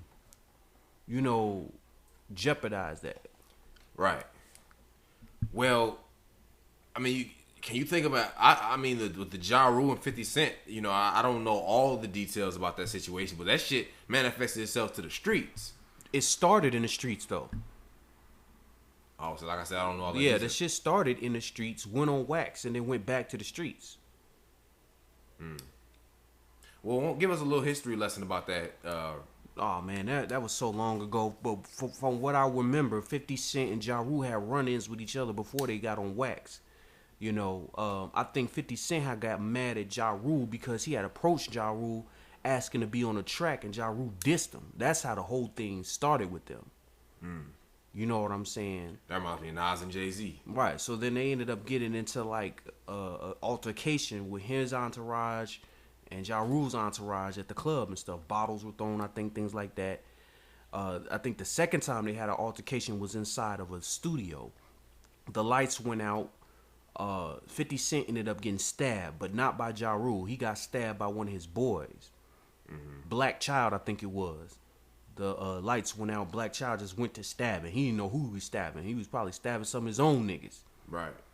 So he was stabbing. I think 50 Cent got stabbed, and then I think there was a couple shots fired at 50 Cent's club or Ja Rule's studio, something like that. So there were a few altercations them two had. Right. Okay. Well, what about? I was about to say Chris Brown and Drake, but that started like that. They didn't have problems prior to that. I don't know.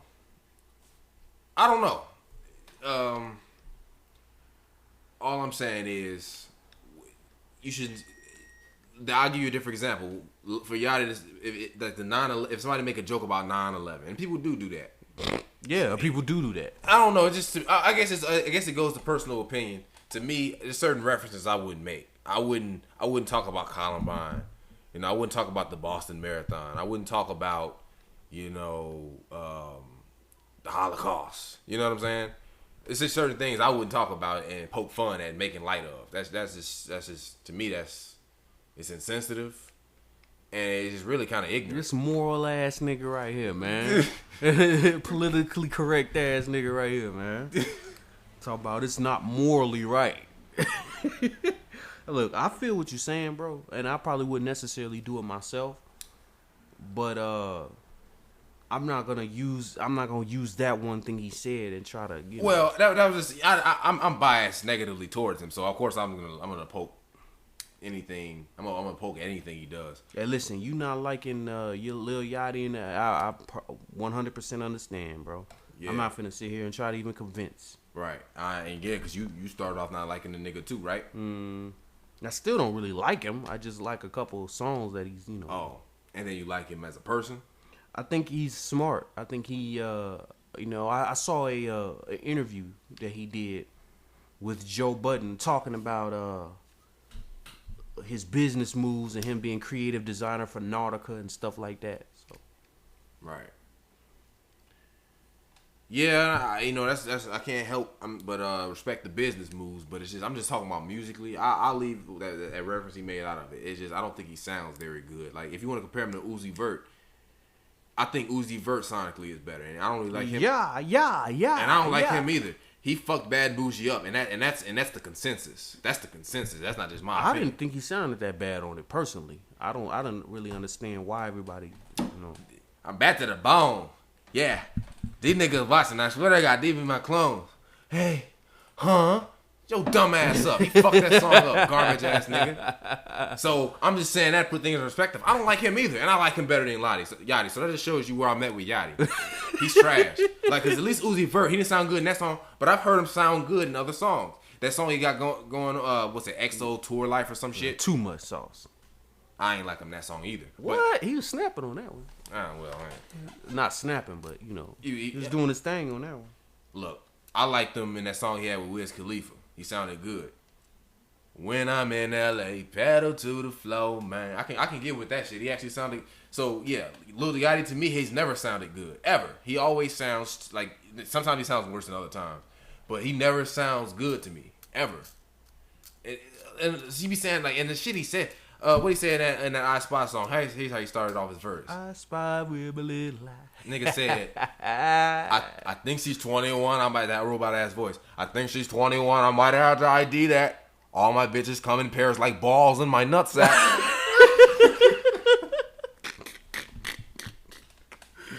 Like, but that's actually fuck wrong, outta though. here. Come in pairs. Get it? Come in pairs. So you think, so really That was a punchline. this shit was Cass corny. didn't even get it. That shit was corny. My bitches come in pairs like balls in my nutsack. Come in pairs. 2. That line was corny. But that was actually not that bad. I'm not saying it was the greatest. I'm just saying that that really wasn't as bad as people make it sound. Like, I will admit that I didn't think about that. But yet and still, I was just talking about the fact that you're supposed to be, you're in the realm of hip hop, whether you are or not. Like, whether you're supposed to be considered that or not, you are. I don't want to hear people in the realm of hip hop saying that kind of juvenile shit. Like, that's not grown. well, it couldn't be too juvenile because you said you didn't even catch that. I'm talking about the balls in my nut. Like, who says that on a rap song? That's what I'm talking about. I'm not talking about the wittiness of the line or anything. I'm just talking about the fact that you're talking about your nutsack. You know what I'm saying? That's what I'm saying. Like, it's just lame. Like, and he's a lame nigga. So I expect him to say some shit like that. So, Right. So man, fuck Lil Yachty. That's all I gotta say about it. You know, Everybody can't be cool, man. Everybody can't sit at the cool table. There won't be any room. It's not big enough. Really gonna use that analogy? Well, I'm just saying, not everybody gonna be a gangster. Not everybody gonna be super cool. You gotta have lames and bookworms and nerds because nothing would get built if we didn't. If everybody was a gangster, we'd all have death. Well, you say he's a bookworm. To me, I mean, you said he's smart. I'm saying you gotta have nerds and you gotta have bookworms and you gotta have niggas that ain't about all the street shit. Right. Otherwise, we won't have civility, no civilization. You feel me? Yeah. So I mean, there's nothing wrong with that. He may be a little lame ass nigga, but that's cool though. All right. I mean, well, fair enough. But I compare him to like Fetty Wap, and and he's not even relevant no more. But when he was, I wasn't too big of a fan of him either because he always said the same. He sounded the same in every song. I didn't like that. But he actually made some decent tracks. You know, he did something that no other artist have ever accomplished in history, having 4 songs in the top 10 of the Billboard Hot 100. Like, that's fucking incredible. It's incredible on its own merit, but the fact that shit, no one's ever done it before. It might not ever. I mean, it might be years and years and years. It might be another 75 years before somebody does that shit again. So that's incredible. You know, I got more respect for Fetty Wap than I do Lil Yachty's at the bottom of the goddamn totem pole when it comes to mumble rappers. Like, to me, it gets no worse than him. The best to me is Young Thug sonically. I like him better than Future. Oh no, let's not get crazy. I didn't say he was better. I said I like him better. No, Future's the king of mumble rap. You know, he did start it. I will admit that. You know, because I remember when I was a senior. Still making bangers and everything. I think you got people doing their whole just create their whole character off him like Designer, man. And I don't like that, man. Designer, you're a fucking biter. Like, yeah, you are. Yeah, that shit is terrible, dude. Like, get your own swag. I don't respect that at all. Fuck out of here, you fake ass clone. Exactly. Wannabe. Anyway, and you're a retard. Definitely. But anyway, yeah, Future. I will give Future's the pioneer of that shit because I never heard anyone doing that before him. You know, I heard it before he really even blew up. What was like the first big song he dropped? Who? You know, Future. I remember he was on that Racks on Racks on Racks, which it was Racks on Wax, and then you had Tony Montana, and then you had Turn Off the Lights. I know. I think Tony Montana came before that, didn't it? Turn Off the Lights was after. Yeah, Tony Montana came before that. The word you said was right. It was first the Racks on Racks, which I hated that shit too. Trash. I still hate it. Tony Montana was nice. And then Turn Off the Lights was pretty good. So yeah, he was the first one to do it. No one was doing that shit before him. He made it popular. I give him credit for that. But I don't know. To me, he's got way more hits than Young Thug to me. He does have more hits. Way more hits, way better. He does have more hits. I can't deny that. His shit is... I think he's just the man right now. And he's the top dog right now, still, years later. No, I'm not taking any of that away from him. he's definitely bigger than Young Thug. He definitely has more hits than Young Thug. I'm just talking about my personal preference and opinion and who I think it sounds better than me. To me, I like the way Young Thug, like you said, he uses his voice as an instrument. I think that's a good way to compare it. Would you say that same thing about Future? Yeah. Okay, but who's better? Who's better at using their voice as an instrument then? Oh, I don't know. That's hard to say. Okay. Young Thug has like a higher pitched voice, you know, which can get kind of squeaky and get a little annoying at times. I can agree with that. The song he got with Ratomi Kwan, Get the Fuck Out of My Face. Yeah. Noise. I don't like that shit. Trash. So I know what you're saying. But I don't know. I don't know. I don't know. Future's good too. I'll probably have him second as far as sonically. Like Future be sounding good too. But yeah. But back to Lil Yachty though. Yeah, he's at the bottom. Name a mumble rapper worse than Lil Yachty. I challenge anyone. Worse than Lil Yachty? Name a mumble rapper. What's the name of that one with the dreads? You ain't talking about Fetty Wap? No. Fake ass dreads. Like he one of the new school artists. Not talking about Uzi Vert. No. I can't remember this dude's name. I don't know. You might be right. I don't feel like racking my brain about that. Okay. Yeah, you correct about that. So mumble rap is already pretty much trash when you compare it to some of the great hip hop artists in history as it is. But that sing-songy rap thing has been around for years. You young bloods listening to this, y'all, there were tons of rappers that were sing rap and you talking about like Nelly and shit? Harmonizing way before. Yeah, Nelly. It's a little different. You know, yeah. I mean, what's different about it? The style is different. Like, because Nelly was doing, see, with them, Nelly, to me, he actually sounded good. Like, he was able to get away with doing a song with Tim McGraw, excuse me.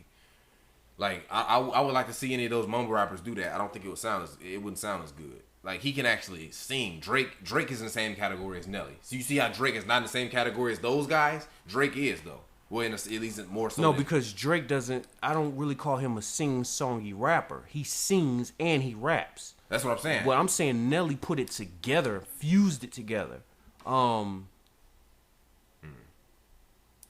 And then even before then, you could talk about Ja Rule. Yeah.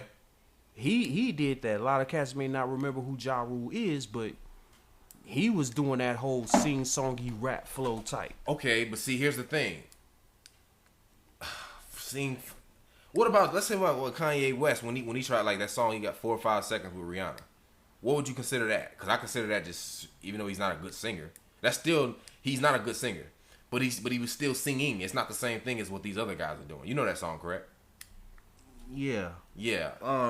Wait. Refresh my memory again. I think I know. I got 4 or 5 seconds and some shit like that. that. Yeah, I heard that. Yeah. Yeah. That's not in the same category Trash. as Fetty. Yeah, I agree. But that's not in the same category as Fetty Wap, and that's different. I think Drake will be more in that, be more like that, and Nelly. I think they're in a different category. Fetty Wap would be like Nelly. No. Yeah, you got baby, won't you? You got the auto tune. Nah, I don't think it's the same because you got the auto tune aspect. I think is a lot to do with it too. A lot of these guys use auto tune. Which one of them don't use auto tune? They all do. That's the difference. That's the only thing. That's the big thing. I guess that's the only thing. But that's a big thing though. And I don't remember too much auto tune on Fetty Wap shit. That nigga used auto tune. I don't remember it. Oh, well, I don't know. What song did he use auto tune like that? I have to get back to you on that. Go back to that. I think it's a DJ Khaled song. Listen to that DJ Khaled song. It's called. You probably never heard it. Well, if that's the case, the auto tune thing doesn't. Because I mean, everybody played around with that when that was big. Snoop Dogg did a whole song where he was doing auto tune. He sold, man, that was bad. You know what I'm saying? But it was a hit though. He sold his soul in a way. But yeah, I'm disappointed in you for that Snoop. Damn near 10 years later. But anyway, this shit actually sounded good. No, but I'm not saying that. But he's supposed to be this. I mean, he's from the old West Coast gangster rap era. Yeah, but at the same time, adapt or die. He did what was big at the time, and he made money off of it. I guess, man. You know, I understand trying to stick to the old way, but the old way sometimes is not always going to get you where you need to go. Yeah, I hear that. You know, and I can't knock the hustle, but you know, it's just Snoop Dogg is just like this. He's one of the guys I want to meet. He's probably the celebrity I want to meet the most, just because of how charismatic he is. You know, I like some of his songs, but I like his personality more than I like him as an artist. And I'm just disappointed that Snoop Dogg came to and conformed to that shit. That's all. But you know, I respect the hustle. But yeah. That's all. I just wanted to talk about. Talk about Lil Yachty, man. I think he's trash. I think that he'll fade into just like Fetty Wap is fading now. He's worse. I think Lil Yachty will be forgotten in a year or two. You know, he's gonna have his 15 minutes of fame, and then they're going to diminish, and fuck that, they're gonna be gone. They're gonna dissipate completely. So. Or not, because we thought the same thing about Young Thug. We thought the same thing about Fetty Wap, and it came to fruition. True, but it doesn't always happen. You know what I'm saying? The fact that Young Thug is, like I said, he's at the top of the totem pole, so that's why he's still there. Fetty Wap was near that bottom. You know what I'm saying? Lil Yachty is at the bottom. So if you well, that's a hell of a bottom to have 4 top 10 hits on the Billboard at the same time. I wish I was at the bottom. Hey man, all these guys we named are successful in their own right. But shit, I mean, he had those hits, but like we're talking about longevity. Like we don't know that he's done. All he got to do is drop another thing on the radio and be right back up there again. He's been dropping music though. Ain't none of his shit sticking nowhere. I didn't know he was dropping music. He is? No, I mean, yeah, he's been dropping some shit. He had this one song that came out like probably a year ago now. He's just okay. A year ago don't count. Well, but it was after his. A year ago, I think he was still popping, wasn't he? A year ago, he was popping in 15, not 16. Okay. Yeah.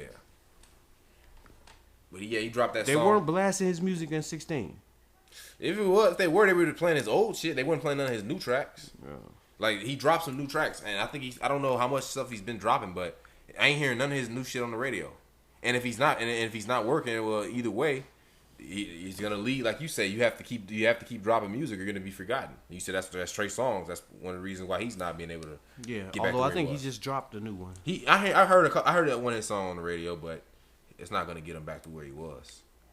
At least not yet. I'm not gonna write him off like I'm writing off Fetty Wap. But I'm just saying right now he's not there. But yeah, fuck Lil Yachty. That's all I gotta say about that shit. This man ain't fucking with Lil Yachty, man. I got you. Nope. But now we can talk about something real. I can't do a top 10. Maybe I can do that on a future episode because I'd have to sit down and think about it. Who is the best? Well, number one, tell me who's the greatest hip hop artist of all time in your opinion? So that includes impact on the culture. You can include the lyrics, all kinds of stuff. Who's the best hip hop artist in your opinion? I would probably say that's a hard one. I would probably give it to Biggie. Okay. The reason why I would give it to Biggie is because he totally transformed hip hop. If you listen to how cats was rapping before Big came out and did what he did, and how cats was rapping afterwards, you'll see that Biggie was like at least 10 years ahead of his time. Like some of the lyrics that he said is better than things being said today. Right. He also came out with a lot of different stuff, like as far as an alter ego. Like his name was Frank White. You know what I'm saying? A lot of cats are doing that now. They come out with an alter ego. Like they rap like Eminem had Eminem, and then he has Slim Shady. You know what I'm saying? Ghostface has Ghostface, and then he has Tony Starks. Like all these different alter egos. Right. He did that. He also came out with the slow drug dealing baritone type voice. You know what I'm saying? He pushed that out there, made that pretty big. You know what I'm saying? So yeah, he just did a lot, and I also like what he did with his comprehensive albums. Like his first album, Ready to Die. At the beginning, he you can hear him being born, and then at the end, he ends up killing himself. You can hear him dying. You know what I'm saying? So it's like he came out with the whole story thing. Yeah. So it was his impact to me was really big. You know, if you hear, he's what you call your favorite rapper's favorite rapper. Yeah. If you listen to anybody and ask them, yo, who's your favorite rapper? Biggie's probably gonna be on that list. You know. Okay, that sounds good. You know why what you said is valid, obviously, but my thing would be he might have been it for me as well. I just don't know. I don't know if because I talk about everything, it has to encompass. I don't know if he wasn't able to have the longevity because of his his murder. Yeah. You know, I think that held him back from really putting a stamp on the game. You know, to the point where even I could have to sit back and say, well, B, you know. But for me, I would have to say Jay. And I'm going to have to say Jay because he has an impact on the culture as far as he's like the poster child for urban culture. He's been that. Like he said it in that song Empire State of Mind. He was like, I made the Yankee hat more famous than a Yankey can. You know what I'm saying? You know, that's the kind of impact he has. Biggie did stuff like that too, with his Louis Vuitton. I mean his Versace outfits. That became huge because of him. Whenever you see a rapper wear a Jesus piece, Biggie was big with that. And not only that, but Biggie was the one that influenced Jay-Z. You know what I'm saying? So Jay-Z got a lot of his swag and a lot of his, verbiage from Biggie. You know what I'm saying? And Biggie also founded one of the greatest female MCs of all time, Lil Kim. Not only founded her, but crafted her material and made her a megastar. That's awesome. You know? And like I said, the only thing he's missing is the longevity. And that's not his fault. But because, you can sit there and argue Jay-Z may not have been as big as he was because he probably felt, and I feel like seen it somewhere where it's like as soon as Biggie was out of the way, that paved the way for Jay-Z to kind of step in and kind of take his spot, so to speak. Absolutely, because they were both from Brooklyn. Yeah. You know what I'm saying? Biggie was the king. He had to step aside in order for Jay-Z to rise. And you know what, Jay-Z, that song, I'll let you hear the Snoop Dogg song and Jay-Z, I Wanna Rock remix. You know, what did Jay say at the end of that song? He said, it's no biggie, I'm just the king now. And in that song, he was referencing real clever what he did. He was referencing a whole bunch of rappers. Like it was a double entendre, the whole song. Referencing rappers and made it tie in and make it sound like he was telling us about something else. That's what he said at the end. It's no biggie, I'm just the king now. Yep. So when he's saying that years after Biggie's death, it's kind of like he's admitting like, well, now that Biggie's out of the way, now I'm the guy. But basically, I'm taking from that, well, that means if he would have never gotten killed, you would have never been the king. Ever. Probably. Yeah. So, I see what you're saying, but just he would be the greatest hip hop artist by default, I'd say. If you wanna say Biggie, but yeah, Biggie, I would probably give it to him if it wasn't for the fact that he didn't have longevity. Like Jay-Z is one of the greatest selling, not just rappers, but artists of all time. You know, some have some of the most Grammys of all time, 21 Grammys. You know what I'm saying? It really just depends on what you're talking about. Now, if you talk about who's the most important, then you gotta start looking at cats like Pop, and you know what I'm saying, cats like him, Scarface. You gotta start looking at them. But yeah, it's just straight impact and lyricism all wrapped into one. I would say Biggie. Between Biggie and Jay, it's close. It's not a landslide. Right. You know. Now, to you, who's the greatest at rapping? And I'm saying it like that so we can distinguish between the two. Who is the greatest rapper? That's almost impossible to answer. Because I understand why you say that. Because when you get to a certain level of lyricism, How can you surpass that? Right. Who does it? So if you've heard rappers, you've heard the highest level. Let's name. We'll start with that. Who's rappers you've heard the highest level possible of lyricism from? Big Pun, Nas, Jay-Z too, Twista,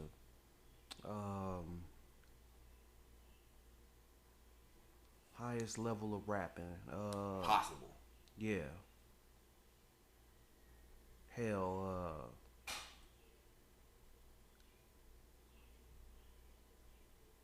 maybe like Beanie Siegel or Jadakiss.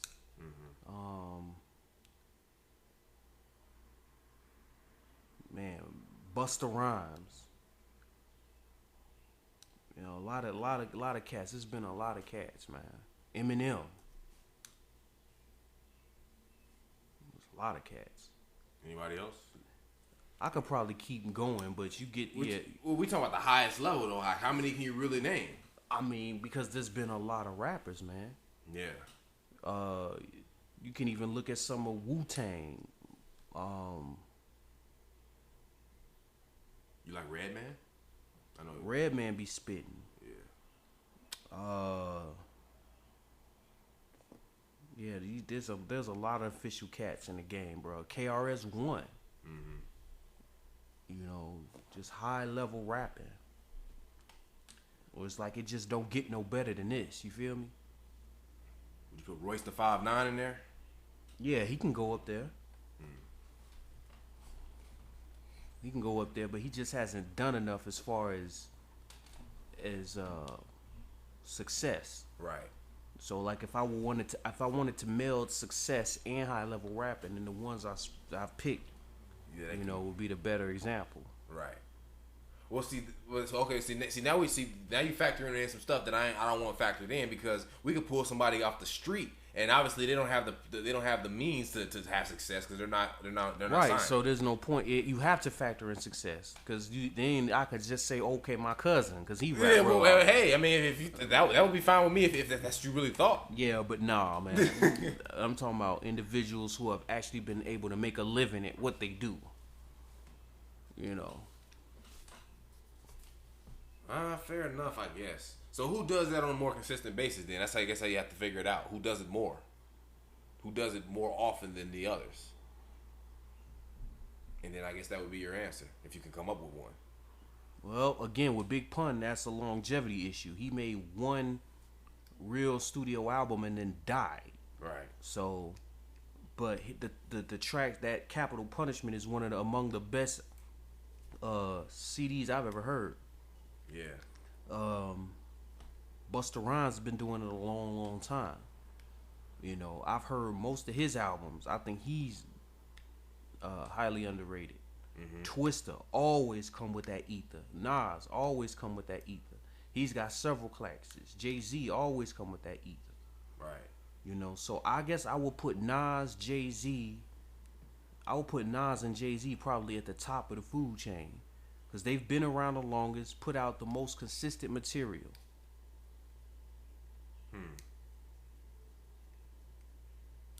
You know, you told me one time you said Biggie, though. You said he was the... Why do you seem like you kind of backtrack from that? The best at rapping? Yeah. I said the... Well, yeah, and Biggie. I put him up there, too. Well, maybe I think because I said the best lyricist. Now, if you think there's a difference, please explain it. Are you talking about... Well, what's the question? Best I'm at asking you, well, who's the... Like, do you think there's a difference between saying the best lyricist or the best at rapping? Do you think there's a difference? Yeah, there's a difference, because best at rapping is cumulative. You're talking about voice, flow, cadence, wordplay, all of that type of stuff. Right. When you talking about just best lyricist, well, then you just talking about words that's coming out of your mouth. If that's the case, then you gotta look at cats like Cannabis and stuff like that. Oh. You know, you gotta look at stuff like Cassidy. You know. Right. But just best at rapping, if you just taking everything into account, then the ones I stated would probably be at the highest of my list. Right. Biggie is up there too, you know. So you can't give me a 1, huh? No, there isn't just one. Fair enough. To me, I'm gonna have to go with two guys. I'm not sure. I'm gonna have to probably give it to the one. But when it comes to the highest level of rapping, it's two guys to me, from what I've heard. Eminem and King Los. Now I don't know how familiar people are with King Los, but if you listen to his Control, it's better than any. Look. Now I will admit that I haven't listened to every single one. But if you want to listen to the Control responses that these guys put out, ain't nobody fucking with King Los's. I don't care who you say. Even Kendrick Lamar said it. Even Kendrick Lamar said that King Los's was the best. To me, it's between, and I might have to give it to Eminem just because I've heard more, and I know he's done it a lot because he's been doing this shit for years. I listened to this track off his debut album. Yeah, I think it's what's that shit called? Infinite, I think. Spitting on that bitch. I don't even think he had got with Dre yet when he made that, if I'm not mistaken. But killing on it, like he's been doing this shit for a long time, so I might have to give him the edge. But he can do some shit that fucking Eminem can't do. So it's between them two for me when it comes to just straight bars. You know what I'm saying? But yeah, that's where I stand. Like it's hard for me to really explain it because you gotta kind of just hear it. Like I can give you shit. Like I'd have to go back with King Los because I don't remember everything. But you listen to his Control and you don't tell me if he ain't snapping on that. M just go like he had this fucking song he put out recently, campaign speech. That's just going recently. I can go back further. This motherfucker said, "Get in office. The first thing I would do once I get in office." You know, like this motherfucker, man, phenomenal, man. So it's between those two for me. You know. Yeah, that's raw as hell. Yeah. Eminem is you looking at probably a top 5 rapper when you talking about Eminem. Yeah. So definitely. When we were hearing it now, we were hearing the rumors. It was bullshit. They made it up. But we were hearing the rumors between a Drake and Eminem feud. Drake don't want them problems. No, not at all. Not at all. I implore Drake not to destroy his career. Right. Yeah, he would get annihilated, no question. Yeah, but Hot 97, I don't even listen to those fucks. I listen to Breakfast Club. But those fucks made that bullshit up. You know what I'm saying? But here's what Drake did to dispel those rumors.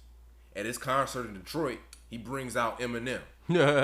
He know where his bread buttered. Yeah, so you know what Drake said to him? What?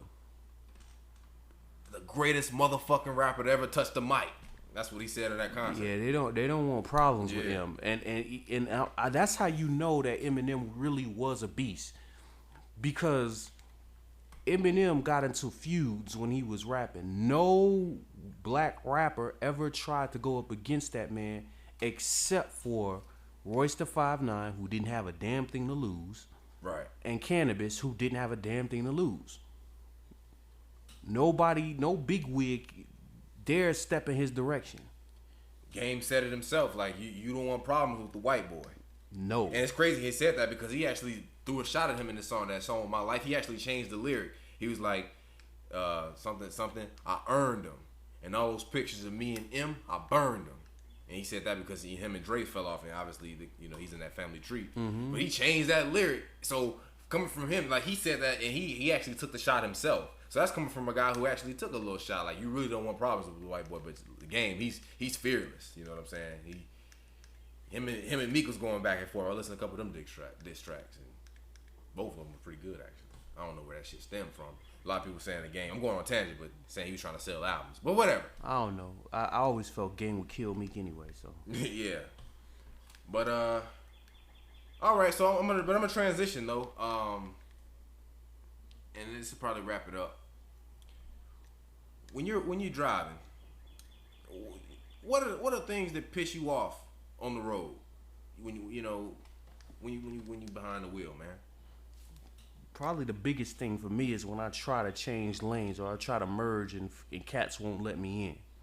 Right. And then honk at me because I'm trying not to crash in front of the thing in front of me. Right. Like that type of shit really pisses me off. I don't like that. Right. Like, if you see I'm trying to get in, why don't you just let me in? Right. Yeah, I agree. It's like people get behind the wheel and lose their fucking mind, man. Yeah. Yeah, that's crazy. I can agree with that, but see, the reason why I can't relate that strong, though, I hear what you're saying, but it doesn't happen to me that much. Normally, I can always get over. But, I've only been behind the wheel like a year and a half, so I'm sure you give me some more time, and I'll be noticing that shit more. To me, and a lot of my shit is minor. I don't really have a lot of road rage moments. But I hate when motherfuckers cut in front of me and they don't put on their damn turn signal. Like, if I'm trying to go fast, right? Because I speed a little bit. If I'm trying to speed and you get in front of me, use your turn signal so I can have some kind of warning so I can slow down. Like, it's still gonna be annoying because you got in my way. But if you don't use your turn signal, like, that shit really irritates the hell out of me. For some reason, it's a pet peeve. Another thing that annoys me is when people try to get over like super duper late. Like one time, I almost crashed into this dude. He because he was trying to get over in the turning lane before it ended or before he missed his turn. And he was in the lane on my right. He was trying to get on the lane to my left. He tried to go over 2 lanes and went in front of me. I had to blow my horn so hard. I was so fucking pissed. Like, dude, what the fuck are you doing? I hate when people do dumb shit. One time, this happened to me like a couple weeks ago. This guy was coming. So imagine he's trying to get over. He's in this. You're looking at a 4-way intersection. Look, that street on the right. Imagine him being there. And imagine there being 2 lanes in that one going vertical. There's 2 lanes. So this guy's trying to get over and go. He's trying to make a left turn. So here's what that guy's doing. He's sitting there. He has to wait for my side to clear. Going one way, and he has to wait for the other side to clear. It was clear. It was clear on my side. So this dumbass nigga come out, and it wasn't clear on that side. So I had to fucking brake because it wasn't. He had to sit there. He should have never came out. He had to sit there and wait because he couldn't go because it wasn't clear yet. I'm like, what the fuck are you doing, dude? I blew at his stupid ass, and he lucky he had his window up. I was about to fucking say some shit to his ass. Yeah, I don't like drivers that drive too slow. Right. You know what I'm saying? You're impeding my progress. Yeah, I agree. And then especially trucks, they will drive extremely slow, and it's messed up because you can't see what's in front of them. Right. Then finally you get able to go to the lane and get around them. You go in front of them, you see the whole way, it's clear right in front of them. Right. So now I'm going 40 miles per hour on an expressway because of you. Right. You know what I'm saying? Yeah. That's what I'm saying. A lot of them, they be in the fast lane. Like, not most of the time they don't, but sometimes they be in the fast lane. Get your dumb ass out of you're not supposed to be there. Yeah. Yeah, I hate when people go too slow. Like it's not a wake up call to you when you see people passing you. Like that doesn't. Maybe you don't care. I mean, that's on you. But I mean, to me, it's like, man, I need to speed up. Like, to me, I always go with the flow. There's no harm in speeding if everybody's going the same speed. Exactly. You know what I'm saying? So if you see all these people passing you, that should be a sign to maybe I should speed up. Don't you want to get to where you need to be? Yep, absolutely. Well, I think that's pretty much it. With me though, is there anything else you want to add? No, man, I'm good. But if you guys subscribe, hit the like button. Check us out because we're gonna be bringing more content your way. You know what I'm saying? Absolutely. Yeah, man. We gonna keep this shit going, and we just hoping to get a good audience because we don't do this shit for our health now. we trying to reach some people because like I said earlier, I feel like we're doing something that's innovative in a lot of ways. Who has a podcast just talking about whatever? Normally a podcast is geared toward a particular subject matter. But we do focus a lot on ball. I'll admit that, but we try to incorporate all different types of subject matter in the podcast. So, y'all tell us what you think about the format, and yeah. All right. Yeah. So, one love. One love. This is D Squared.